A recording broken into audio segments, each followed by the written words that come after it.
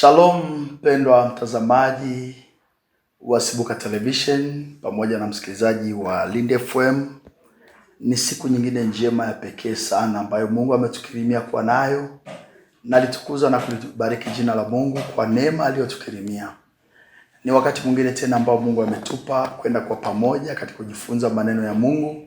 Na naamini ya kwamba Roho wa Mungu yuko mahali hapa atufundishe, atusaidie, atuhekimishe, na yale ambayo ni mema alionayo kwa ajili yetu pia atujaze siku ya leo. Naomba nichukue nafasi ya kukaribisha katika kipindi kipendacho cha misingi ya imani, na naamini ya kwamba yako mambo mema mengi ambayo Mungu anataka tukapate kujifunza. Basi kabla ya kuendelea mbele, naomba nichukue nafasi basi kukaribisha, lakini pia nikuombe utoe sadaka yako na dhabihu ya pekee sana, kuwajulisha watu wawili, watatu, jamaa, rafiki ambao najua kwamba tunaweza kujiunga kwa pamoja. Mwambie saa ya kipindi imefika, tukapate kujiunga kwa pamoja kwenda kujifunza maneno ya Mungu, na naamini kwamba Mungu ataenda kubariki mpendwa mtazamaji. Basi kabla ya mambo yote, naomba nitambulishe, naitwa Lisongo Kiwelu, mchungaji kanisa la EAGT Nazareti, lakini pia ni mwalimu wa chuo cha kanda ya kaskazini KBC au Kia Bible College. Nikukaribisha tukapate kujiunga kwa pamoja tuweze kuendelea kujifunza maneno ya Mungu. Basi wakati huu naomba tukamwombe Mungu kabla ya kwenda kuanza kipindi chetu. Baba mwema, katika jina la Yesu, wewe ni Mungu mfalme mkuu na Bwana uketie mahala pa juu palipoinuka. Ni siku ya pekee sana uliotukirimia tukutane kwa njia hii tena ambayo Bwana umetusaidia. Nami naomba Roho wako uzima akapate kwa pamoja nasi, uweza wako wa kiungu ukawe juu yetu kututenda mema. Yale ambayo umekusudia kuyasikia siku ya leo, tunaomba utupe neema ya kuyasikia, lakini sio kuyasikia tu, na kuyaelewa kwa ajili ya utukufu wa jina lako. Mbariki mtazamaji na msikilizaji anisikiliza pale ambapo alipo. Bwana, naomba roho ya usikivu, naomba neema ya uelewa na ufahamu akapate kutiwa nuru, likatukuzwa na kuhimidiwa jina lako. Kwa jina la Yesu nimeomba nikiamini, amen.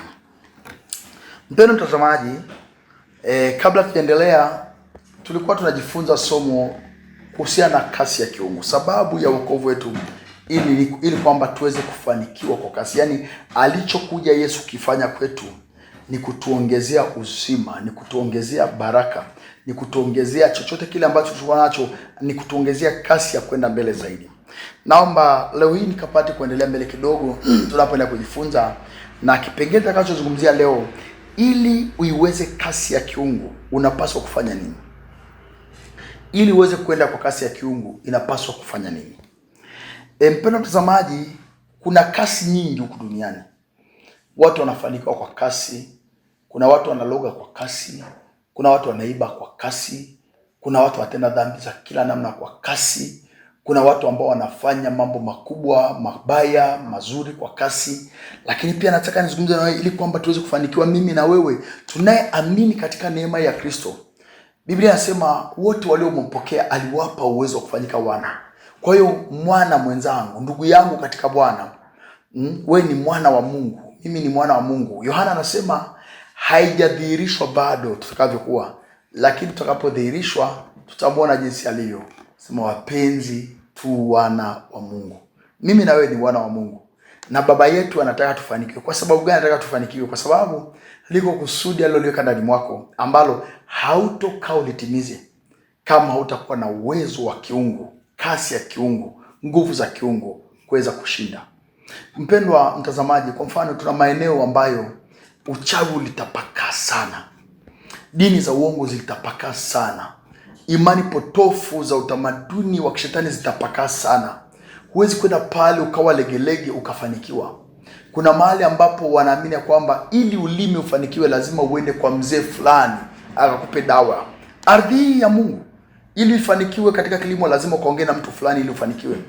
Kuna wengine wako mahali fulani wanasema kwamba huyu ukija kufanya kazi kwenye mkoa huu au kwenye wilaya hii au kwenye kata hii, ili udumu lazima uongee na fulani.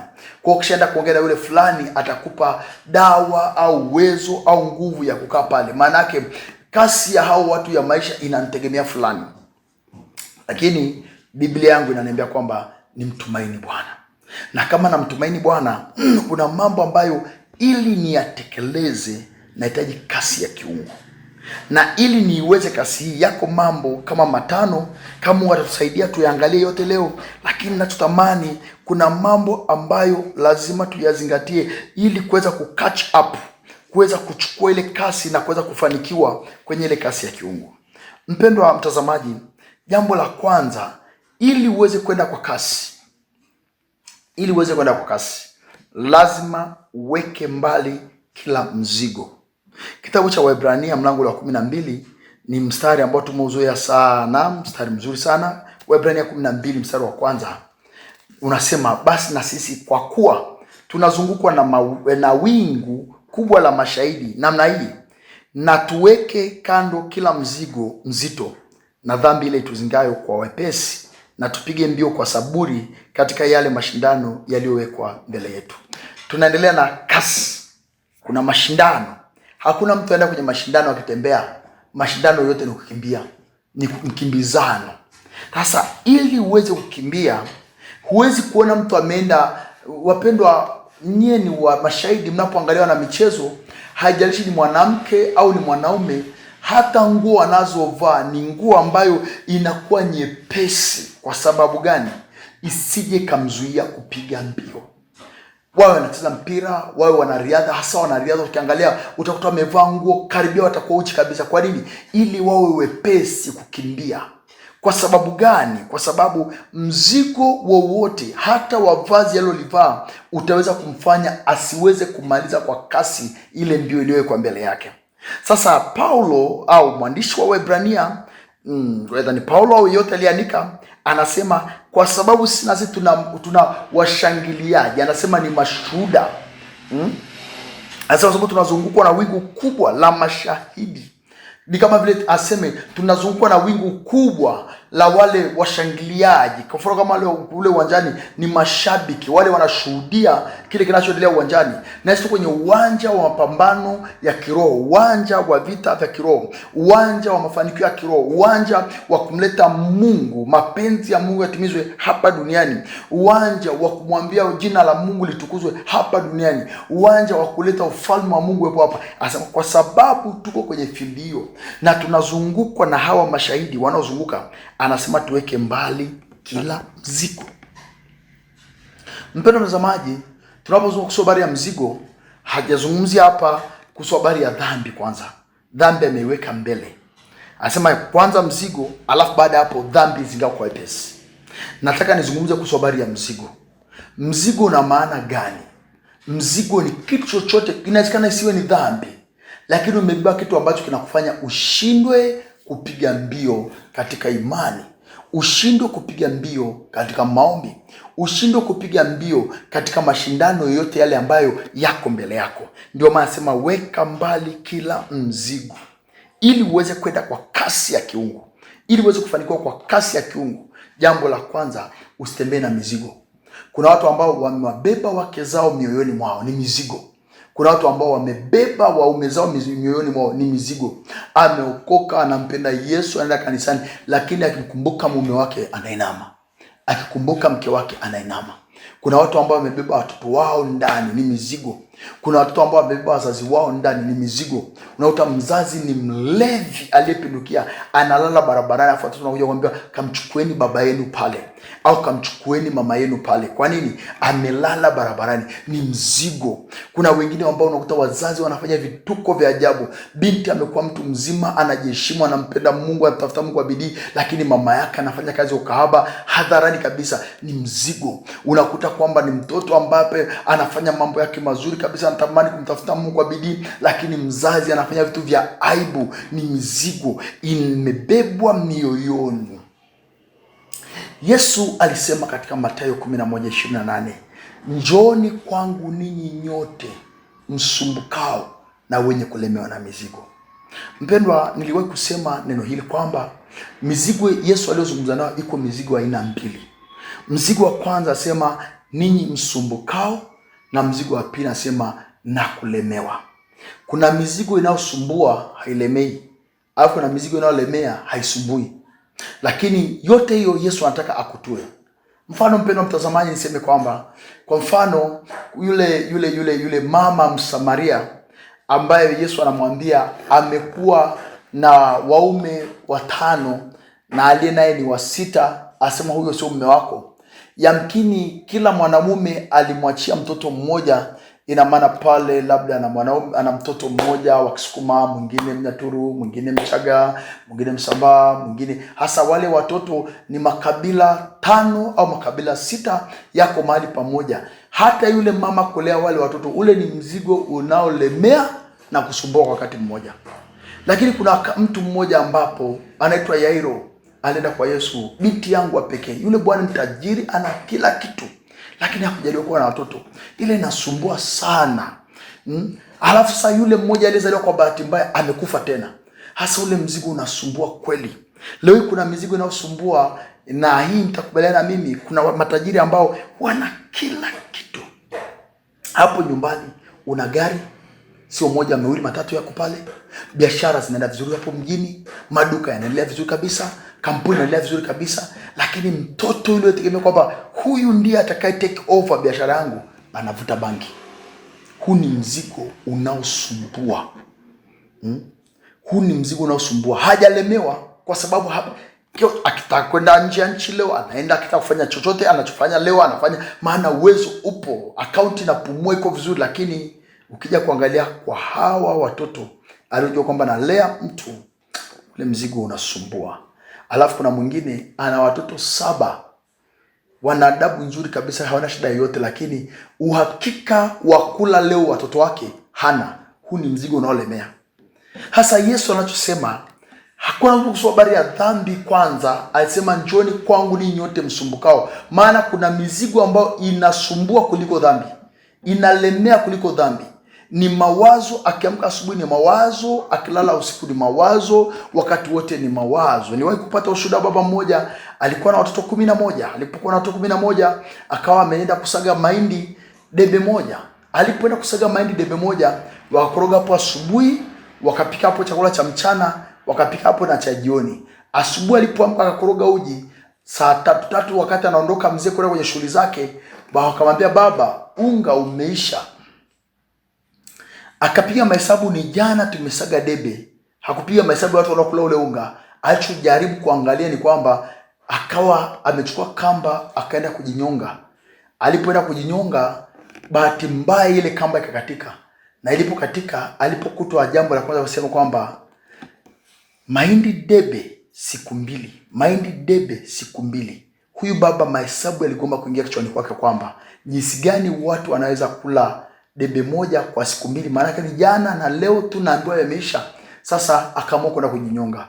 Huyu baba alikuwa na mzigo unaolemea haswa, alikuwa amelemewa. Mpendwa mtazamaji, ili uweze kwenda kwa kasi ya kumwona Mungu, kasi ya kufanikiwa, kasi ya kuona utukufu wa Mungu, mpendwa mtazamaji, unahitaji kuweka mbali kila mzigo kwa njia yoyote ile. Kuna watu umewabeba moyoni, walikutenda mabaya kabisa kabisa, ukasema nimesamehe lakini sitasahau. Huo ni mzigo. Mwambie Bwana, nipe neema ya kuweka mzigo huu. Maana sema njoni kwangu nyote msumbukao na wenye kulemewa na mizigo, nami nitawapumzisha. Mwambie Bwana, naomba moyo uliopumzishwa. Haijalishi hali ulionayo, mazingira unayopitia, changamoto unazopitia, lakini naomba kupumzishwa. Jambo la kwanza, ili uende kwa kasi, ili uweze kushinda kwa kasi, ili uweze kufanikiwa kwa kasi, weka mbali kila mzigo. Jambo la pili, mpendwa mtazamaji, jiponye na upumbavu.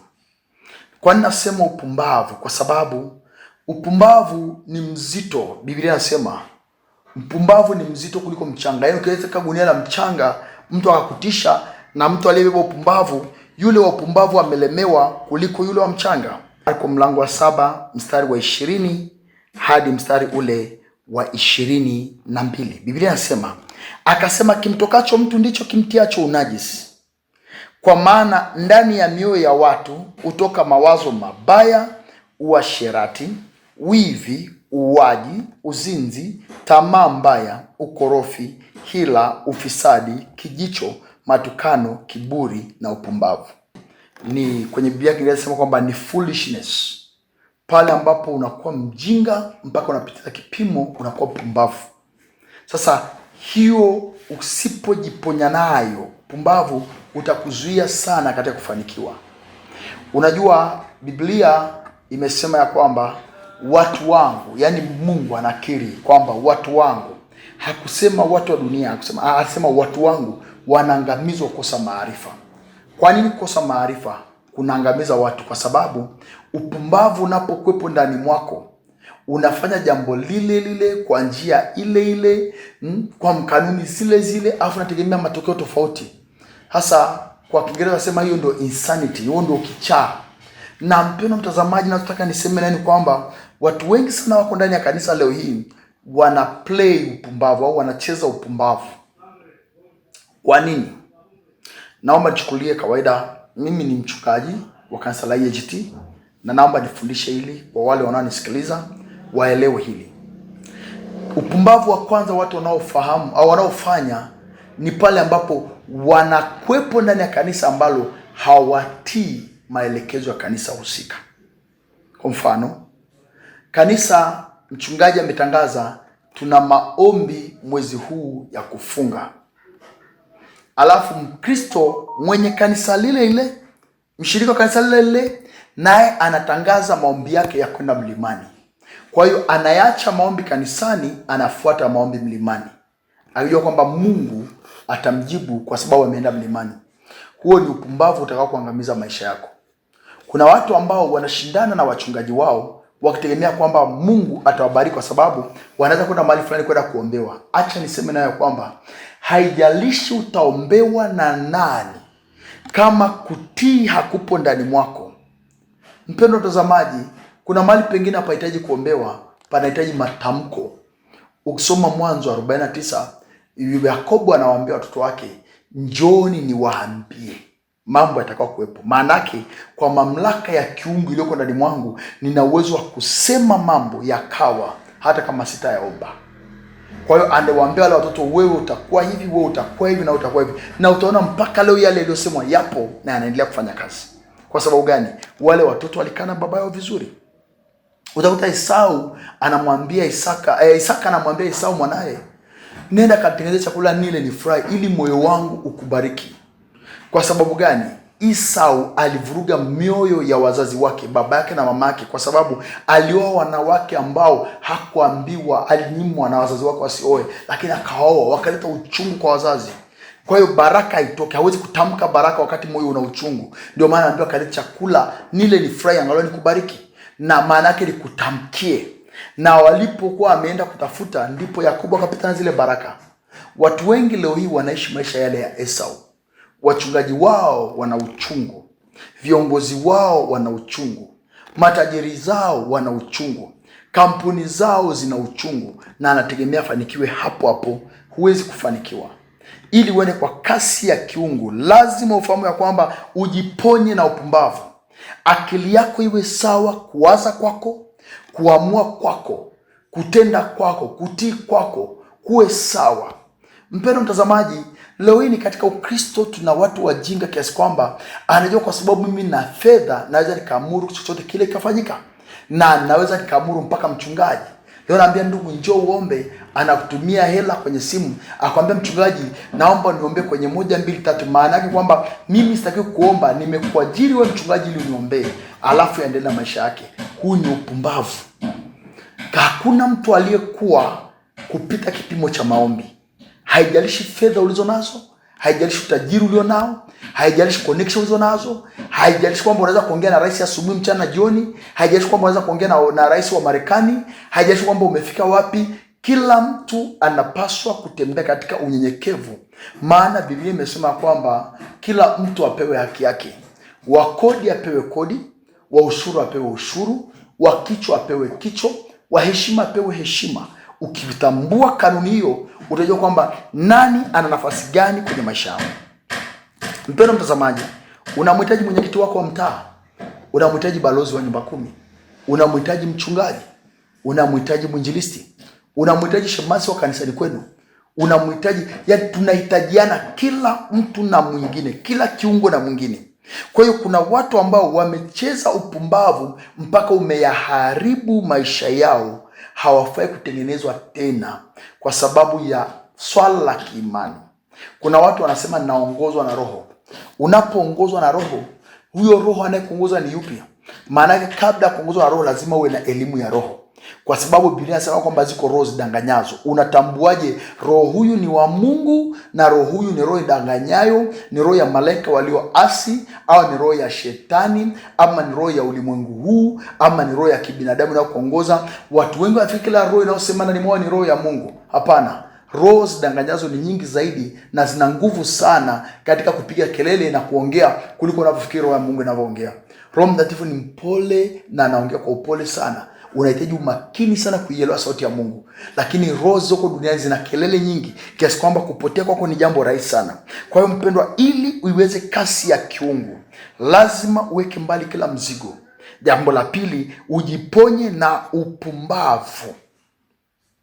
Sina muda kueleza upumbavu wapendwa wangu, lakini upumbavu kwa aina nyingi mno. Uko upumbavu, nimesema upumbavu katika eneo la maombi.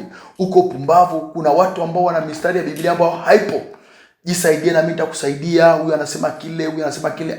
Kipo kwenye Biblia. Biblia inasema mtaifahamu kweli na ile kweli itaweka huru. Upumbavu mwingine ni watu ambao hawataki kujifunza wala kusoma Biblia. Matokeo yake ni kwamba kila kitu kinachokuja hawawezi kupambanua, na kula kila yakija mawe yanawekwa, kija tangu mtu naweka, kija kile naweka, hajui chochote kile. Leo hii kumwambia kuna mafuta atayakunywa, atakunywa. Ukimwambia kuna keki atakula, ukimwambia kuna mandazi atakula, ukimwambia kuna sijui nani, mpaka imefika mahali wa Kristo wananywesha petroli na mafuta ya taa, kwamba huyu ni njia moja hapo ya upendo, kwa sababu Mungu anaweza kutumia kila kitu. Mungu sio mpumbavu kiasi hicho, na hupaswi kuwa mpumbavu kiasi hicho. Ndio maana Yesu alifanya mambo kwa jinsi ya pekee sana. Ufunuo wake ulikuwa wa kipekee sana.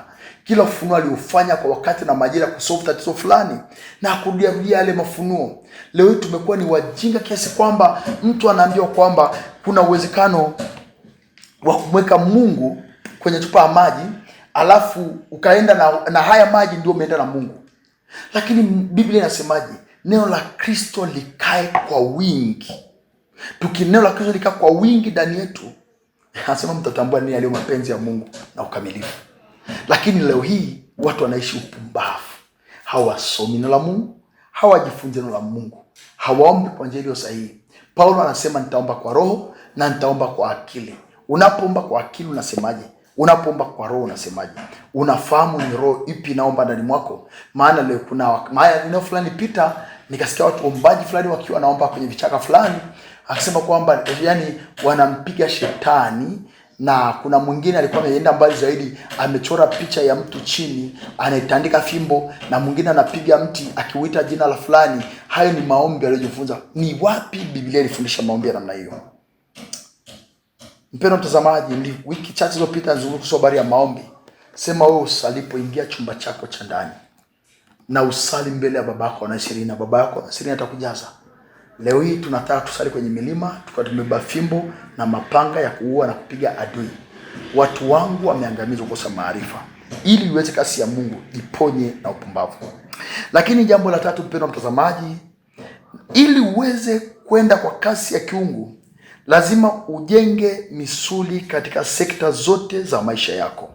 Narudia tena, ili uweze kwenda kwa kasi ya kiungu, lazima ujenge misuli katika sekta zote za maisha yako. Kitabu cha waraka wa 3 wa Yohana, mlango ule wa kwanza mstari wa kwanza.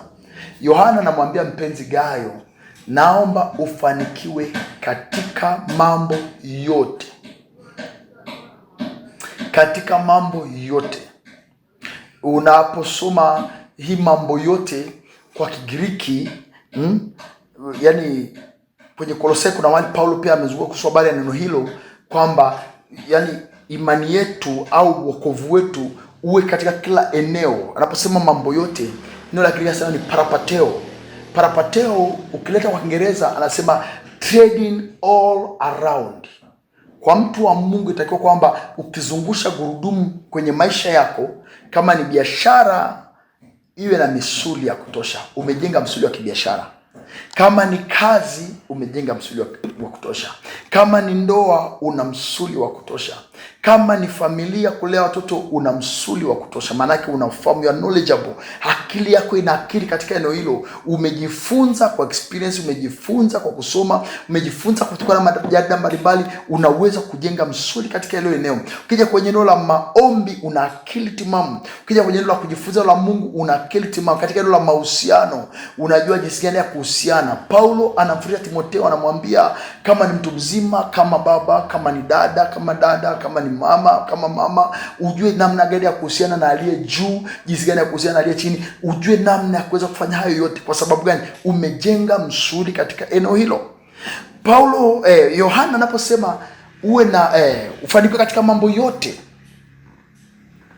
anaposema mambo yote, ina maana ya yote. Fedha yako ifanikiwe, huduma yako ifanikiwe. Kuna watu wamefanikiwa katika mambo machache. Kuna watu wenye upako wa kutoa pepo, lakini maisha yao hayana nguvu ya kuonyesha kitu kingine chochote kile. Kuna watu wenye ufahamu wa maandiko, lakini maisha yao kwenye maombi, they are very poor. Kuna watu unakuta amejenga msuli upande mmoja. Miaka ya nyuma nilikuwa nafanya kazi ya carpenter, na nikajikuta kwamba wanasema makapenta unakuta wana nguvu upande mmoja, na sikujua kwamba ndivyo inavyokuwa. Kumbe ni kweli kwamba kwa sababu ya kusukuma randa kwa muda mrefu miaka ya nyuma, kwa sababu ya ukata sana kutumia mkono wa kulia, kwa sababu kushika nyundo muda mrefu sana, unakuta kwamba msuli wa kulia una nguvu kuliko msuli wa kushoto, kwa sababu ya amejenga upande huu unafanya kazi zaidi. Na kuna watu ambao maisha yao upande mmoja una nguvu zaidi. Kuna mwingine unakuta upande wa kiroho na nguvu zaidi, upande wa kiuchumi ni dhaifu. Kuna mwingine unakuta kwamba upande wa uchumi ni una nguvu zaidi, upande wa kiroho ni dhaifu. Ndio Yohana anasema katika mambo yote jenga msuli katika sekta zote za maisha yako. Nimesema hivi, jijenge kwa maombi sahihi, Mathayo 6:6. Jihadhari na maombi yasiyokuwa na Mungu ndani yake. Unaomba na nani? Kwa sababu gani? Mathayo 6:6 amesema ingia chumba chako cha ndani, jifunze kutafuta Mungu binafsi. Kujifunza neno la Mungu binafsi. Jifunze kuomba maombi kwa njia iliyo sahihi binafsi. Lakini jambo la pili nikasema kwamba ujijenge kwa kusoma na kujifunza neno la Mungu. Timotheo wa kwanza 4:13, Paulo anamwambia Timotheo hata nijapo. Timotheo wa kwanza mlango ule wa 4 mstari ule, Timotheo wa kwanza 4:13, Paulo anamwambia hivi Timotheo, anamwambia hata nitakapokuja ufanye bidii katika kusoma na kuonya na kufundisha, till I can give attendance to reading. Wapendwa, utie bidii katika kusoma. Kusoma sio dhambi. Kusoma ni swali litakalokupa ufahamu. Ujitahidi kusoma. Usome Biblia, usome vitabu, usome majarida, soma mambo ya kielimu, soma mambo ya mbalimbali yatakao kusaidia kujijenga. Usiwe na msuli upande mmoja tu. Fahamu dunia inavyoenda katika mambo mbalimbali, sekta mbalimbali. Science, kama ni uko upande wa field ya science, uwe na uwezo wa kuweza kuichambua ipasavyo. Uko kwenye field ya sheria, uwe na uwezo wa kuichambua ipasavyo. Uko kwenye field ya kiroho ambao ndio nilioko mimi, ninawatia moyo wanafunzi wangu ya kwamba ifike mahali kama anavyoweza kusimama mwanasheria mahakamani akimtetea mteja wake, akisema ya kwamba mteja wangu kufanya kosa kwa sababu sheria fulani, namba fulani, kifungu fulani kilichofanyiwa marekebisho mwaka fulani kinasema 1 2 3.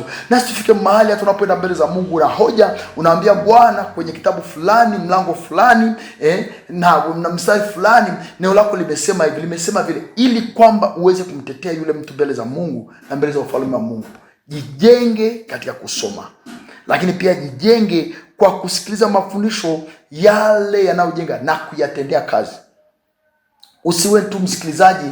Amesema katika kitabu cha Yakobo 1:22 ya kwamba usiwe msikilizaji mwenye kusahau, uwe msikilizaji mwenye kutenda. Mahali fulani akasema kwamba heri ninyi mkisikia mkatende, kwa sababu ukisikiza tu kama mziki tu, hauna application yoyote, hiyo elimu haina maana. Hayo unasikiliza hayana maana. Lakini jitahidi kusikiliza mafundisho ambayo ni applicable. Unaweza kuyaingiza katika utendaji, unaweza kuyatendea kazi. Unafundishwa maombi ukaombe, unafundishwa upendo ukapende, unafundishwa imani ukafanye mazoezi ya kiimani, kutoka kwenye jambo dogo sana mpaka kwenye mambo makubwa sana. Unafundishwa kuhusu habari ya karama na huduma ukapractice, unafundishwa kuhusu habari ya biashara. Usikae tu, ukaende ukafanye kile ambacho unafundishwa. Jijenge katika mafundisho na kuyatendea kazi. Lakini jambo jingine kwenye namba 3 hiyo naendelea kuzungumzia, jijenge kwa kujitoa na kutoa. Mpendwa mtazamaji, Biblia inasema katika kitabu cha Mathayo 25 mstari wa 40, tunapotoa kwa wenye shida. Alizungumza kuhusu habari ya walioko kifungoni, yatima, wajane, watu wenye shida mbalimbali, wagonjwa. Unapofanya vile katika Mathayo amesema kwamba unanitendea mimi. Siku ile ya mwisho utakuja mwambie Yesu, ni wapi nifanye hivyo? Atakwambia ulipotembelea mfungwa gerezani. Na watu wengi tunafahamu wanaokaa kifungoni ni watu wahalifu. Na kama ni watu wahalifu, ina maana wanasema na maana kwenda kumuona mhalifu nimemwona Yesu. Mtu yeyote anakuwa katika dhiki, wapendwa, anapokuwa katika kubanwa mahali anadhikika. Kwa hiyo anapodhikika, Mungu ana nafasi kubwa sana kuwepo ndani mwao. Aliniambia rafiki yangu mmoja aliingia magereza akatoka, akaniambia kwamba huku nje mnasema kwamba kuna Mungu, hayupo Mungu huku nje. Ukitaka kumuona Mungu nenda kule gerezani. Watu wanaabudu katika roho na kweli kweli kweli. Kwa nini? Angalau Mungu aweze kuingilia kwenye maisha yako. Unapotembelea yule mtu, Yesu anasema unanitembelea mimi. Unapoenda hospitalini, Yesu anasema unitembelea mimi. Unapoenda kuona wenye shida, Yesu anasema unitembelea mimi. Lakini pia katika kitabu cha Luka 6:38, Yesu alisema maneno mengine pale, akasema wapeni watu vitu. Kipimo kile mkipimacho, hicho ndicho mtakachopimiwa, kwa kiasi cha kujaa, kushindiliwa, kusukwasukwa, hata kumwagika kifuani kwenu. Anasema kile mnaopimia wengine ndivyo mtakaopimiwa nyie. Kwa hiyo mpendwa mtazamaji, jijenge katika kutoa na kujitoa. Mahali pa kujitoa, kajitoe, kafanye kwa bidii. Mahali pa kutoa fedha, toa. Mahali pa kutoa chakula, toa. Mahali utapata hapo nafasi ya kufanya jambo lote jema kwa ajili ya ufalme wa Mungu, lifanye na Mungu ataenda kukubariki. Usizuiwe, usijizuie katika kujitoa. Mpendwa mtazamaji, kadiri unavyotoa ndivyo unavyopokea.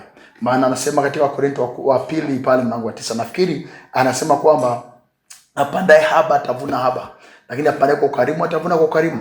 Kwa hiyo napenda nikutie moyo wa kwamba jijenge katika kujitoa au katika kutoa, kwa sababu unapofanya hivyo utajenga msuli na itakufanya uende kwa kasi zaidi. Na kama unaona mafanikio yako yamekwama sana, yule mama wa Sarepta, Elia alimwambia kanifanyie mimi kwanza, kwa sababu Elia alifahamu kanuni ya kiungu ya kwamba ukitoa unazidisha. Yule mama angesema kwamba sikupi, ina maana muujiza wake kwa uliondoka pale, angeenda kula na mwanae na kweli wangekufa. Lakini alijua ngoja niheshimu tu. Alipoheshimu, Biblia inasema wakala siku nyingi, hawakufa na njaa. Wakukopa watu walikufa na njaa, lakini yeye aliponywa, yeye na nyumba yake pamoja na Elia, kwa sababu alitoa. Mpendwa mtazamaji, yuko mama mmoja alimwendea Elisha akamwambia, mpendwa mtumishi wa Mungu, mume wangu amekufa. Na alipokufa alikuwa mtumishi wako, unamjua vizuri, na mtumishi wako huyu amekufa akiwa na deni, na anayemdai amekuja achukue watoto wangu akawafanye kuwa watumwa. Elisha akamwambia, una nini? Akasema, na chupa ya mafuta. Unajua mpendwa mtazamaji, yule baba alikuwa maskini, ila alimtumikia Mungu kwa uaminifu. Alijitoa. Kwa kujitoa kwake, Mungu aliokoa nyumba yake. Biblia inasema kwamba yule mama akaenda akajifungia na watoto wake, waliazima vyombo, wakajaza mafuta. Akamrudia mtumishi wa Mungu, anambia mafuta hapo, anambia uza, kalipe deni, yanayobakia matumizi yako na watoto wako waweza kuuza ukapata mtaji vyote vile. Yule mama akawa huru kwa sababu ya mume wake kujitoa binafsi, kutumika mbele za Mungu. Na inapotuonyesha kwamba alikuwa maskini, kwa sababu ikifika mahali ambapo deni shindikana kulipwa, ina maana mtu huyu hakuwa na uwezo mkubwa. Kwa hiyo nataka nikutie moyo mpendwa mtazamaji, ujijenge kwa kutoa na kujitoa. Biblia inasema utavuna ulichopanda, sio ulikopanda. Watu wengi leo hii wanataka wakitoa kitu mahali wapate hapo hapo. Biblia inasema utavuna ulichopanda. Kuna siku na samba Mungu atakupa kuvuna. Kwa hiyo mpendwa mtazamaji, Kutoa na kujitoa kutakufanya uwe na kasi ya kufanikiwa. Yaani ukiona kile kilichobaki kabisa kwamba hapa hakuna mbele wala nyuma tena, mambo ndivyo yalivyo, wewe jitoe. Toa kwa Mungu, Mungu atakutenda mema. Mpendwa mtazamaji, lakini naomba tena niseme jambo nyingine la mwisho kwa leo. Mungu atupa neema, tutaendelea kujifunza zaidi. Anasema kwamba ruhusu wema wa Mungu kwako. Ruhusu wema wa Mungu kwako. Kuna watu ambapo hawaoni mema wanaofanywa na Mungu. Wanaangalia tu palipopungua. Wanaangalia tu yale yaliyopungua. Hawaangalii kile ambacho Mungu amewahi kufanya. Kuna mwimbaji mmoja alisema, zihesabu baraka, zihesabu tu, nao utaona ni ajabu kuu. Ruhusu wema wa Mungu kwako. Unajua mwimba Zaburi, kwenye Zaburi la 23 mstari wa 6 pale isema kwamba hakika wema na fadhili zitanifuata. Maana yake ninaamini ya kwamba maisha yao yalivyo, lakini kwangu wema na fadhili zitanifuata siku za maisha yangu. Maana yake sina hofu kwa sababu na ujua wema wa Mungu kwa ajili yangu.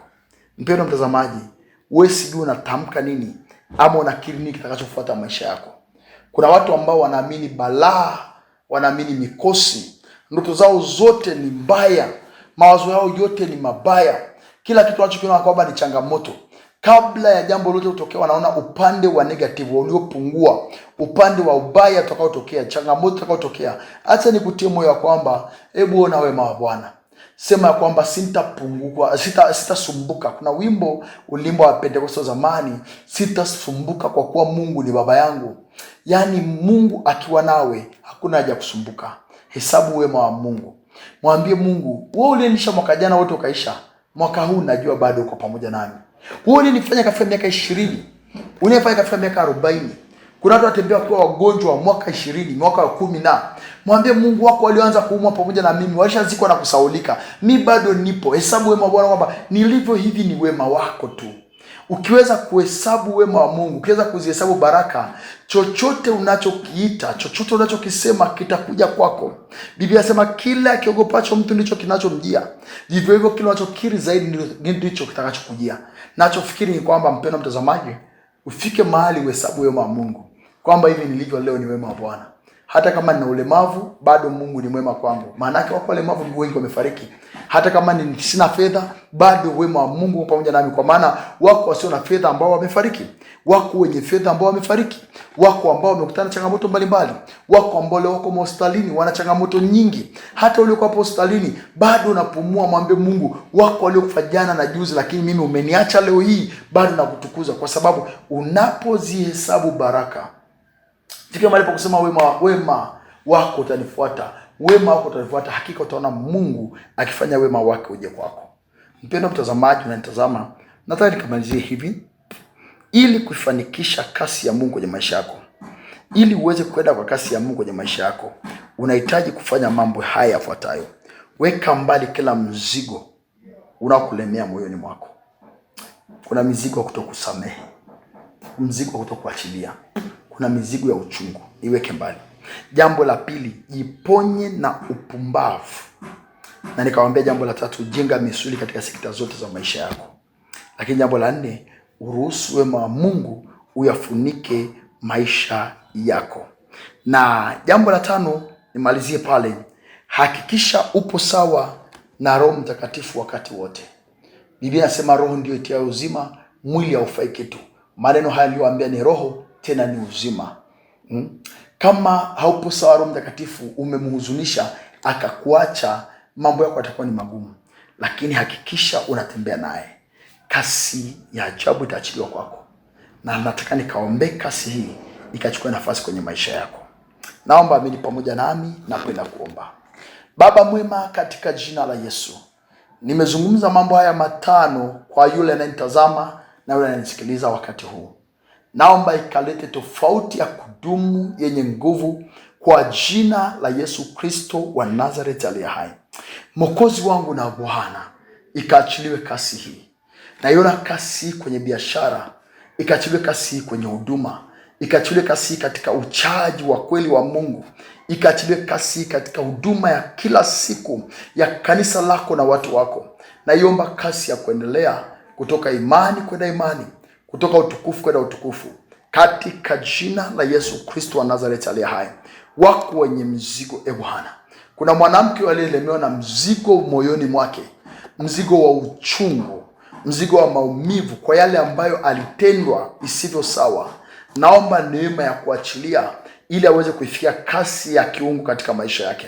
Kuna wanaume waliobeba mizigo mizito ya ndoa ambao zimesumbua maisha yao, lakini leo naomba neema yako ya ajabu ikaachiliwe kwao, kuweza kwenda kwa kasi tena mbele zako, Bwana, kusamehe na kuachilia, wakauone utukufu wako. Wako wenye mizigo ya madeni yanayosumbua na kulemea maisha yao, katika jina la Yesu Kristo wa Nazareti aliye hai. Neno lako limesema msiwiwe kitu chochote zaidi ya kupendana. Kila aina ya mzigo ukapate kutua kutoka kwenye mioyo yao. Neema yako ikaachilie kufungua milango ya wepesi tena na utukufu wako, Mungu mkuu, katika jina la Yesu. Ninakubariki na kuinua kwa kuwa ni mwema. Acha utukufu wako na uweza ukapate kwa juu yao. Amani yako ipita ufahamu na kiza kibinadamu kapate kuwafunika na kuwahifadhi. Asante kwa ajili ya wakati huu. Naliombea kanisa lako neema ya kuendelea mbele na utukufu wako wa ajabu. Sifa na utukufu kudie Mwokozi wangu na Bwana, katika jina la Yesu. Amen. Mpendwa mtazamaji unanitazama na ule unanisikia, naomba nikutie moyo tena. Kuna kasi Mungu ataachilia kwako. Jitahidi kuishi katika neno lake. Utaenda kuziona baraka zake kwa jina la Yesu. Amina. Mimi naitwa Lisongo Kiwelu, mchungaji wa kanisa la EAGT Nazareti Hai, lakini pia mwalimu wa chuo cha Kanda Kaskazini. Naomba nikutie moyo kwamba usikate tamaa, bado Mungu aweza kukusaidia tena. Endelea mbele. Kwa mawasiliano zaidi ni namba za simu zinapita kwenye screen. Kwa wale wanaosikiliza ni 0767 36 29 81, 0767 36 29 81, na kwa Halotel 0621 444 120, 0621 444 120. Mungu akubariki sana. Naamini kasi ya kiungu itaingia ndani mwako kukutenda mema. Amen.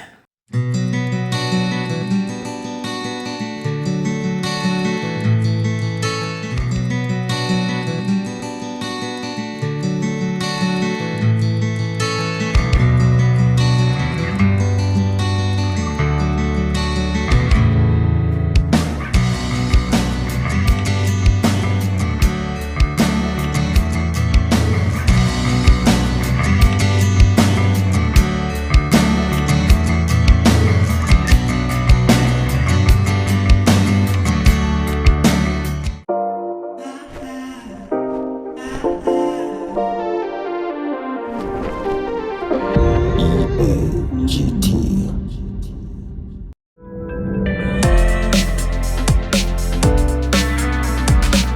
Sibuka TV.